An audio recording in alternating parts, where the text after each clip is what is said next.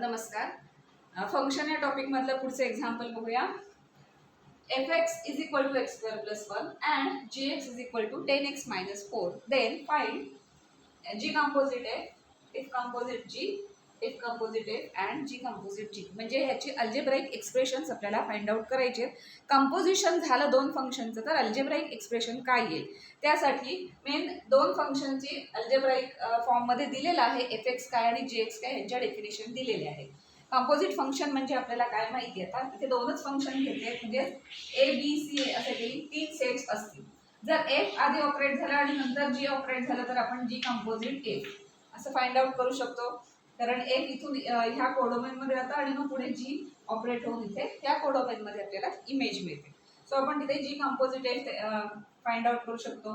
किंवा जी आधी झाला आणि एफ नंतर असेल तर आपण एफ कंपोजिट जी काढू शकतो.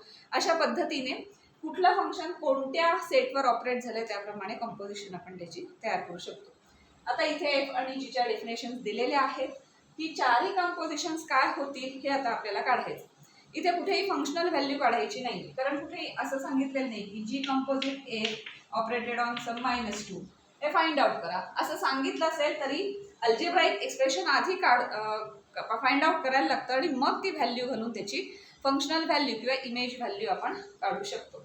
इथे फक्त एक्सप्रेशन्स काढायचे प्रत्येक याच्यासाठी. जसं एफ आणि जीचं दिलंय तशाच भाषेत तशाच टाईपमध्ये आपल्याला कंपोजिशनची पण डेफिनेशन्स किंवा फॉर्म आपल्याला इथे मिळणार आहे. तर इथे एक्झाम्पल बघूया. फर्स्ट काय विचारलंय, जी कंपोजिट ए. आता हे सॉल्व करताना कसं करायचं, एकदा एक एक्झाम्पल बघितलं की लक्षात येईल. अतिशय सोपं आहे हे कंपोजिशन म्हणजे एक्सप्रेशन सॉल्व करणं एकदम सोपं आहे. एक जरी बघितलं तरी लक्षात येईल की कसं करायला. तर जी कंपोजिट एफ, जी कंपोजिट एफ याचा अर्थ काय की एफ आधी ऑपरेट होणार आहे.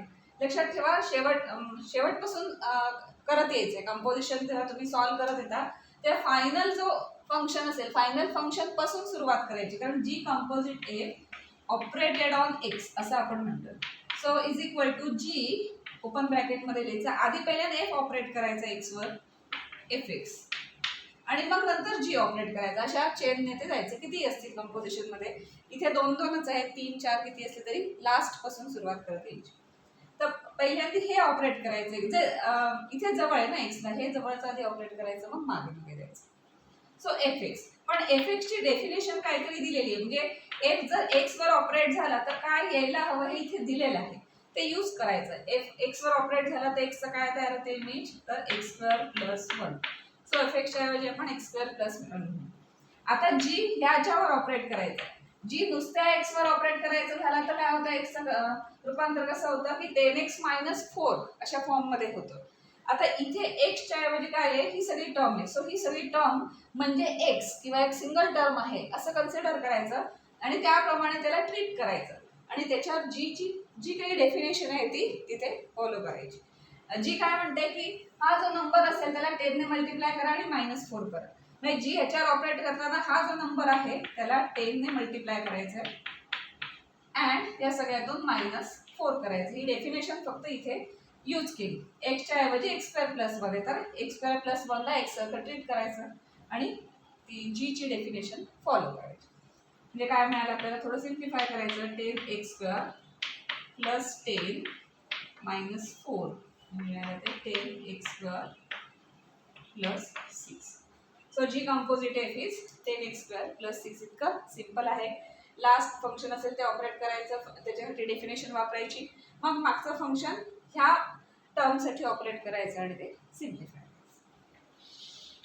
पुढचं आहे F composite G operated on x. आता एफ कंपोजिट जी म्हटलं त्याने f operated on G x असं म्हणायला. जी आधी घ्यायचं आणि मग नंतर एफ त्या ऑर्डरने घ्यायचं, which is equal to f operated on G x. G x ची व्हॅल्यू काय होते, जर जी एक्स वर आला तर 10x - 4 होते, त्यामुळे त्याच्याऐवजी आपण 10x - 4 असं लिहूया. आणि आता 10x - 4 ला ॲज अ एक्स सारखं ट्रीट करूया आणि त्याच्यावर आता एफ ऑपरेट करायचं. म्हणजे एफ ऑपरेट केलं की काय होतं, जो काही नंबर असेल त्याचा स्क्वेअर करावा लागतो आणि प्लस 1 करायचं. त्यामुळे एफ याच्यावर ऑपरेट करताना हा जो काही नंबर आहे त्याच्यावर त्याचा आपल्याला स्क्वेअर करावा लागेल. आणि अजून काय करायला लागेल +1. तर हे सिम्प्लिफाय करूया म्हणजे किती होईल आता a minus b bracket square formula पाठ असेल तुमचा a minus b bracket square कसं होतं a square minus 2ab plus b square formula इथे यूज करायचा a स्क्वेअर म्हणजे 100x स्क्वेअर मायनस 2ab म्हणजे 8 आणि 10 म्हणजे 80x प्लस b स्क्वेअर म्हणजे 4 चा स्क्वेअर म्हणजे 16 आणि प्लस हा 1 म्हणजे झालं ते 100x square minus 80x plus 17. So this is g composite f आणि एफ कंपोजिट जी. आता इथे तुमच्या लक्षात येईल की जी कंपोजिट एफचा आन्सर हे आलाय आणि एफ कंपोजिट जीचं आहे ते दोन्ही सेम नाही आहेत. त्यामुळे एफ कंपोजिट जी आणि जी कंपोजिट एफ काही लिहिलं तरी चालेल वगैरे असं चालत नाही कारण प्रत्येक वेळेला काही दोघांचे आन्सर सेमच असतील असं नाही. त्यामुळे ही टर्म वेगळी आहे आणि ही टर्म वेगळी आहे. कधी उलट सुलट लिहून कंपोजिशनमध्ये चालत नाही. आता उरलेले दोन कुठे एक कंपोजिट एफ आणि जी कंपोजिट जी.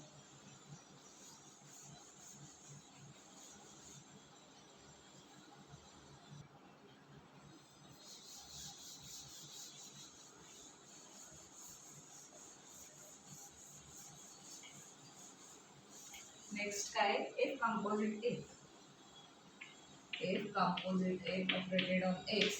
आता त्याच ऑर्डरने द्यायचा हा आता सेमच आहे त्यामुळे तेच येणार आहे डेफिनेशन परत एफ एक्स येणार आहे त्यामुळे एफ ऑफ एफ एक्स. पण एफ एक्सच्या ऐवजी आपण काय लिहिणार एफ ऑफ एफ एक्सला काय होतं एक्स स्क्वेअर प्लस 1 होतं. So x square plus 1. पण एक्स स्क्वेअर प्लस 1 वर पुन्हा एफ ऑपरेट करताना काय होतं की ही जी टर्म आहे त्याचा स्क्वेअर करावा लागतो आणि प्लस 1 करावा लागतो. डेफिनेशन प्रमाणे द्यायचं. ही टर्म कोणती येतं एक्स स्क्वेअर प्लस 1. ला ब्रॅकेट घालूया दोन नंबर्स आहेत त्यामुळे ह्या टर्मचा स्क्वेअर करायचा आहे म्हणजे एक्स स्क्वेअर झाला आणि प्लस 1 करायचं. So plus 1. आता हा ब्रॅकेट स्क्वेअर तेवढा सिम्प्लिफाय करूया. एक्स स्क्वेअर स्क्वेअर म्हणजे A plus B bracket square त्याचा काय फॉर्म्युला आहे A square plus 2ab plus B square. So X raise to 4 plus A म्हणजे 2x स्क्वेअर प्लस 1 चा स्क्वेअर म्हणजे 1 आणि हा प्लस म्हणजे किती आलं ते X raise to 4 plus 2x square plus 2 हे येणार आहे एफ कंपोजिट एफचं आन्सर. पुढे G composite G operated on X म्हणजे काय लिहिणार आपण G operated on G X. इथे पण पुन्हा तुम्ही सेमच आहे. जी एक्स ची व्हॅल्यू काय आहे 10x मायनस 4 ती आधी घालायची म्हणजे काय जी ऑपरेटेड ऑन 10x मायनस 4. आता पुन्हा जीच फंक्शन आपल्याला करायचं आहे. जी फंक्शनचीच इमेज घ्यायची म्हणजे काय जी याच्यावर ऑपरेट होताना काय होतं की जो काही हा इथला एक्स असेल ह्या एक्सला 10 ने मल्टिप्लाय करायला हे सगळ्याला आपण एक्स मानणार याला कितीने मल्टिप्लाय करायला लागेल 10. काय आहे हा सगळा एक्स 10x मायनस 4 म्हणजे 10 ने त्या नंबरला मल्टिप्लाय केलं आणि पुढे काय करायला लागतं -4. सो -4 म्हणजे 10 × 10 म्हणजे 100 झालं x म्हणजे -40 आणि -4.